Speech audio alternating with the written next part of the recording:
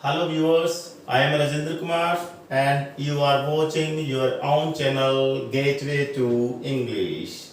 Dear friends, as you know, we were discussing active passive voices, tense based जिन्ने भी अपने सीगे passive ਤੇ active ਉਹ ਸਾਰੇ ਕੰਪਲੀਟ ਹੋ ਚੁੱਕੇ ਨੇ।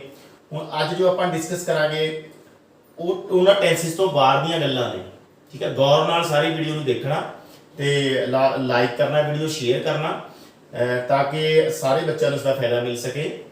ਸੋ ਆਪਾਂ ਸ਼ੁਰੂ ਕਰਦੇ ਹਾਂ ਆਪਣੀ ਵੀਡੀਓ।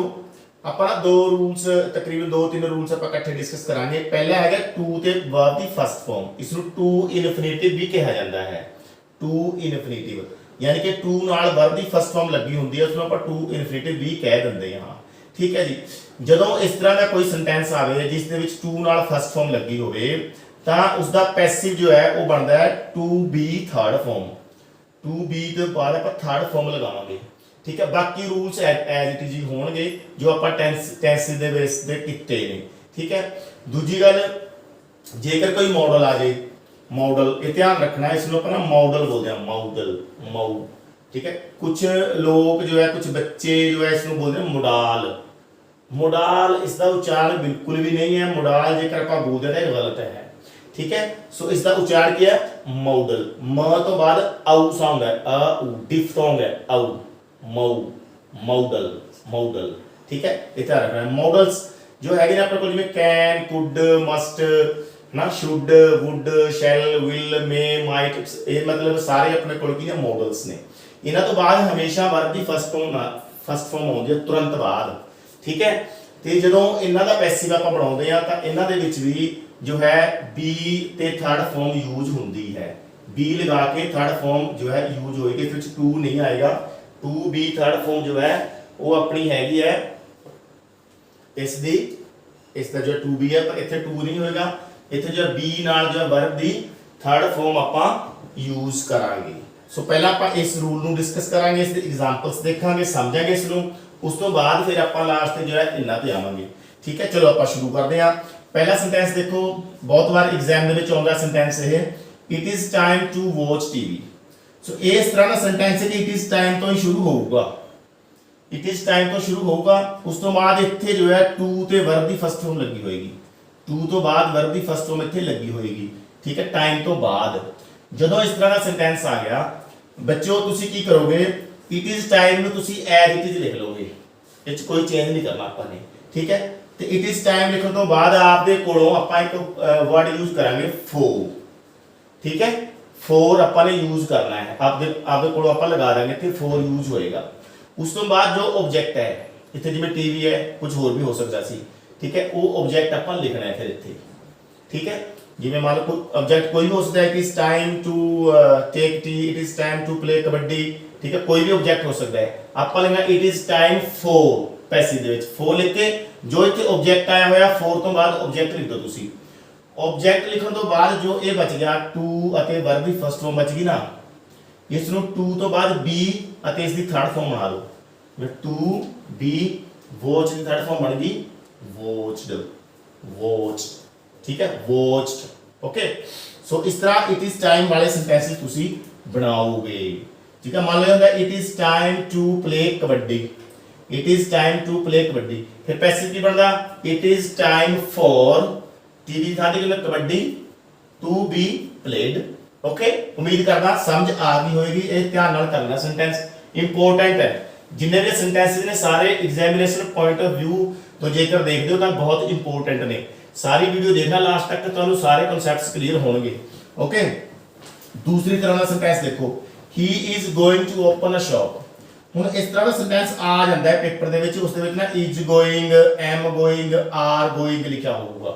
ठीक है, ਤੇ ਉੱਥੇ ਉਸ ਤੋਂ ਬਾਅਦ गोइंग ਤੋਂ ਬਾਅਦ टू ਨਾਲ वर्ब ਦੀ ਫਸਟ ਫਾਰਮ ਲੱਗੀ ਹੋਏਗੀ, ਜਿਵੇਂ ਤੇ टू ਤੋਂ ਬਾਅਦ ओपन है, ओपन फर्स्ट फॉर्म है, ਉਸ ਤੋਂ ਬਾਅਦ ऑब्जेक्ट होएगा सेंटेंस ਦੇ ਵਿੱਚ। ਇਹ ਐਕਟਿਵ सेंटेंस है। पैसिव ਕਿਵੇਂ ਬਣੇਗਾ, पैसिव ਦੇ ਵਿੱਚ ਕੀ ਕਰਨਾ ਹੈ ਤੁਸੀਂ, ਇਸ ਤਰ੍ਹਾਂ ਦੇ सेंटेंस ਵਿੱਚ जो ऑब्जेक्ट है ना, इस ਵਿੱਚ और ये अ शॉप है, इस ਨੂੰ पहले नंबर ਤੇ ਲਿਖਾਂਗੇ, एज ए सब्जेक्ट यूज करेंगे ਆਪਾਂ। ठीक है, ऑब्जेक्ट नूं एज ए सब्जेक्ट आपां ने लिख लिया, उस तो बाद जो इत्थे है is going, am going, are going. Going तो देखो आना ही आना है। ठीक है, इत्थे चेंज हो सकती है। ठीक है। इज की थां ते इत्थे एम भी हो सकता है, आर भी हो सकता है, कोई मतलब वर्ड चेंज हो सकता है, इंटरचेंज हो सकते हैं ये, ठीक है। होगा इन्हां विचों ही, क्योंकि इसकी फैमिली के कितने 3 मैंबर ने, इज एम आर, ठीक है। जे इज आ गया तो इत्थे इज एम आर विचों ही कोई भी मतलब आ सकता है अकॉर्डिंग टू सब्जेक्ट है। जब इस सब्जेक्ट के अकॉर्डिंग आपने देखना नवा जो नवा सब्जेक्ट बनता है, ठीक है। उन्हें सिंगुलर सब्जेक्ट है, इस करके इज इत्थे इज दा इज रह गया, इत्थे भी इज सी, ठीक है। ते इत्थे जेकर प्लूरल हुंदा ਤਾਂ ਫਿਰ ਇੱਥੇ ਇਸ ਦੀ ਬਜਾਏ ਆਰ ਵੀ ਹੋ ਸਕਦਾ ਸੀ, ਠੀਕ ਹੈ। ਯਾਨੀ ਕਿ ਇਜ਼ ਐਮ ਆਰ ਦੇ ਵਿੱਚ ਆਪਾਂ ਇੱਕ ਹੈਲਪਿੰਗ ਵਰਬ ਇੱਥੇ ਲੱਗਣੀ ਹੈ, ਉਸ ਤੋਂ ਬਾਅਦ ਗੋਇੰਗ ਆਏਗਾ ਐਜ਼ ਇਟ ਇਜ਼, ਠੀਕ ਹੈ। तो जो बच गया अपना ये टू ते फर्स्ट फॉर्म टू ओपन है, इसका कर दो टू ते बी लगा के third form to be opened, ठीक है जी। फिर बाय लगाना थर्ड फॉर्म तो बाद ते जो इत्थे सब्जेक्ट है उसनों ਆਪਾਂ लास्ट ਤੇ लिख ਦਾਂਗੇ। ਇੱਥੇ ही सी, ही ਦਾ उधर जाके बन गया हिम। उम्मीद करता है गल समझ आ गई होएगी, ठीक है जी। ओके, नेक्स्ट सेंटेंस देखो, you have to play a game. इत्थे की आ गया देखो, हैव टू आ गया, हैव टू तो बाद वर्ब दी फर्स्ट फॉर्म आ गई, ठीक है जी। ते अ गेम ऑब्जेक्ट है, ऑब्जेक्ट का अपने सब्जेक्ट बनाना होता है, इत्थे अ गेम सब्जेक्ट बन गया। हुण अ गेम तो बाद जो है हेल्पिंग वर्ब अपन लगानी है, इत्थे हैव टू आया होया पर इत्थे हैज टू हो गया। हैज क्यों होया? क्योंकि इत्थे अ गेम जो है सब्जेक्ट है, सिंगुलर सब्जेक्ट है, इत्थे यू नाल हैव लग्या होया सी। हैज हैव दा पेयर है ना, इंटरचेंज हो सकते हैं, नवे सब्जेक्ट के अकॉर्डिंग देखना होंगे अपन ने, ठीक है। हैज लगाता अपन ने। उस तो बाद टू प्ले है, टू प्ले का कर दो तुसी टू बी प्लेड, टू तो बाद बी लगा के वर्ब दी थर्ड फॉर्म लगी। फिर बाय ते ऑब्जेक्ट यू है, उधर जाके यू दा यू रह जाता है, चेंज होंदा ही नहीं है। ओके, नेक्स्ट देखो, he has to cook food. Food object है, सब्जेक्ट बन गया सॉरी, फूड जो है सब्जेक्ट के तौर पर यूज हो गया। उस तो बाद देखो हैज टू है, हैज दा हैज रह गया, हैव नहीं बनया इत्थे, क्योंकि ये भी नवा सब्जेक्ट भी सिंगुलर है ते पहले एक्टिव दे विच भी सिंगुलर ही सी, इस करके हैज दा हैज रह गया इत्थे। ते टू कुक है, टू तो बाद वर्ब दी फर्स्ट फॉर्म है, टू बी थर्ड फॉर्म करती है अपन ने, टू बी कुक्ड। फिर बाय ही दा उधर जाके की बन गया जी, हिम बन गया है। क्लियर? ओके, नेक्स्ट सेंटेंस देखो, they will have to take tea, they will have to take tea, T object है, सब्जेक्ट बना दो इसका, will have to, ठीक है। will have अपन ने एज इट इज रख लिया, shall have भी हो सकता सी, जेकर इत्थे मी हुंदा ते नवा सब्जेक्ट आई बन जांदा। हुण नवा सब्जेक्ट आई जां वी नहीं बनया, इस करके will इत्थे रह गया नहीं, ठीक है।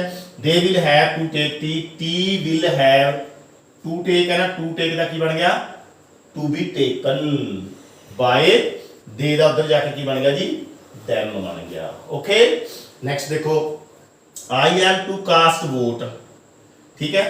वोट ऑब्जेक्ट है, सब्जेक्ट बन गया, वोट सिंगुलर है, इस करके इज दा इज, इत्थे देखो एम लग्या हुआ है, इत्थे एम क्यों है, आई है, आई एम है, आई नाल एम लग्या है, ठीक है। पर इत्थे वोट है, इस करके इज लिखना पिया आपां नूं, हैगा उसे फैमिली दा, इज एम आर, थ्री ने ना इकट्ठियां, उन्हां विचों यूज होया, इज हो गया इत्थे, जबकि इत्थे एम सी, ठीक है। एम क्यों सी? क्योंकि इत्थे आई लगा, इस करके एम सी। पर हुण सब्जेक्ट चेंज हो गया, वोट सब्जेक्ट बन गया, वोट सिंगुलर है, इस करके इज लग गया।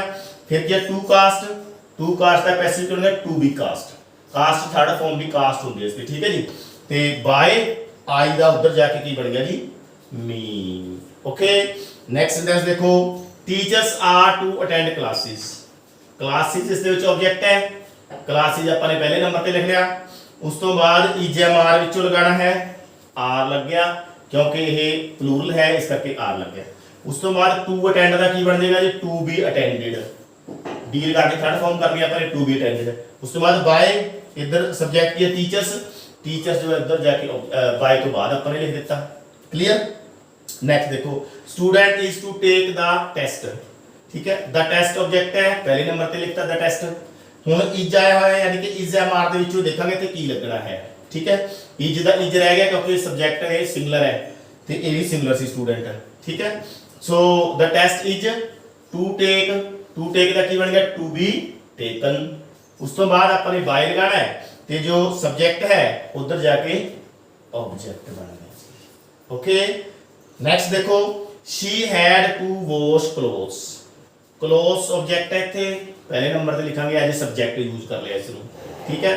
उस तो बाद देखो हैड आया हैड कल्ला ही हुंदा है हैड जिहड़ी हेल्पिंग वर्ब है ये एक ही है ठीक है। इस दे नाल कोई जोड़ा नहीं है जो जिवें इजे मारे तीन होंदियां ने हैज हैव दो हो गई इकट्ठियां वॉज वर दो हो गई पर हैड जो कल्ला ही हुंदा है ते हैड दा हैड रह गया ठीक है। टू वॉश दा की बन जाएगा टू बी वॉश्ड बाय इत्थे शी है सी दा उधर जाके बन गया जी हर। उम्मीद करदा है समझ आ गया होगा। इन्ने दिमाग रखो जे टू ते वर्ब दी फर्स्ट फॉर्म है इसका पैसिव बनता है टू बी थर्ड फॉर्म। इसका तुसीं ले लो स्क्रीनशॉट उस तो बाद आपां ये मॉडल्स डिस्कस करांगे। हुण देखो मॉडल्स जिहड़े बेस्ड सेंटेंस ने उन्हां दा पैसिव किवें बनेगा। जिवें एक कैन मॉडल है मॉडल ठीक है जब आ गया तो इसका पैसिव बनाने अपन बी ते थर्ड फॉर्म यूज करनी है कोई भी आ जाए इन्हां चों ठीक है। बी ते थर्ड फॉर्म यूज आपां ने करनी है अपन थोड़े एग्जांपल्स नाल डिस्कस करेंगे। बाकी ये है कि सारे नाल बी ते थर्ड फॉर्म लगेगी ठीक है। किवें यूज करना है देख लो। जिवें सेंटेंस है पहला ही कैन स्पीक इंग्लिश ठीक है। तरीका वही है ऑब्जेक्ट पछाणो पहला ऑब्जेक्ट नूं एज अ सब्जेक्ट यूज करो इंग्लिश ठीक है। फिर जो मॉडल आया होया है ठीक है कैन आया है तो कैन लिखांगे कुड आया होया तो कुड लिखांगे मस्ट है तो मस्ट लिखांगे शुड है तो शुड लिखांगे। जो भी मॉडल आया होया है सेंटेंस दे विच तुसी ओही लिखना है ठीक है। इंग्लिश कैन उस तो बाद आपां ने बी अते जो वर्ब आई होया फर्स्ट फॉर्म आई हुंदी इन्हां नाल ठीक है। एक्टिव दे विच इन्हां सारियां नाल मॉडल्स नाल हमेशा वर्ब दी फर्स्ट फॉर्म तुहानूं देखण नूं मिलेगी पर जदों आपां पैसिव बनावांगे तो थर्ड फॉर्म करनी है इन्हां तो पहला बी यूज करना है ठीक है। देखो English can be speak the third form होगी spoken English can be spoken फिर बाय ही दा इधर जाके की बन गया जी हिम। ये सब्जेक्टिव फॉर्म है ये ऑब्जेक्टिव फॉर्म है इसकी ओके। नेक्स्ट सेंटेंस देखो one must do one's duty. ये मैं पहले भी एक वीडियो दस्या सी जो इस तरह के शब्द ने ना वन समवन नोबडी एवरीबडी ठीक है इस तरह के वर्ड्स ਨੂੰ ਆਪਾਂ ਛੱਡ ਸਕਦੇ ਆ ਛੱਡਣੇ ਪੈਂਦੇ ਨੇ ਆਪਾਂ ਨੂੰ ਤਾਂ ਪੈਸਿਵ ਪੋਸੀਬਲ ਹੁੰਦਾ ਹੈ। ये वन ते वंस ये किसे लिए यूज किया गया है। देखो one must do one's duty इसका मतलब कोई भी है कोई भी व्यक्ति है उसनों अपनी ड्यूटी करनी जरूर करनी चाहिए है ये मतलब है इसका ठीक है। सो पैसिव की बनेगा ड्यूटी ऑब्जेक्ट है आप ड्यूटी लिखो इतने सीधा ड्यूटी। फिर मॉडल क्या आया मस्ट मस्ट मस्ट डू है पैसिव की बन जाएगा मस्ट बी डन क्योंकि बी लगा के आप इसकी थर्ड फॉर्म करनी है फर्स्ट फॉर्म है ठीक है। ड्यूटी मस्ट बी डन हुण इत्थे बाय वन वंस ये लिखण की कोई जरूरत नहीं रह जाती ठीक है। इस करके सेंटेंस इत्थे ही कंप्लीट हो जाता है। ड्यूटी मस्ट बी डन यानी कि ड्यूटी जो है जरूर की जानी चाहिए है चाहे वो कोई भी व्यक्ति है ठीक है। कोई भी लिखण की जरूरत ही नहीं हैगी इत्थे सेंटेंस को खत्म कर दो बस ओके। नेक्स्ट देखो this box can contain no more इस दे विच ऑब्जेक्ट की है नो मोर है ठीक है। इसमें सब्जेक्ट बना दो नो मोर कैन है कैन लिखता कंटेन दी थर्ड फॉर्म करनी है पर इस तो पहले इत्थे की लगाना है be can be contained contained हुण इत्थे आपां ने बाय लिखना सी उस तो बाद लिखना सी दिस बॉक्स। प्यारे बच्चों इत्थे ध्यान रखना है जो कंटेन्ड वर्ब आ जाए कंटेन्ड उत्थे आपां बाय नहीं यूज करते उस नाल आपां यूज करते हैं इन ये ध्यान रखियो in. No more can be contained in this box clear.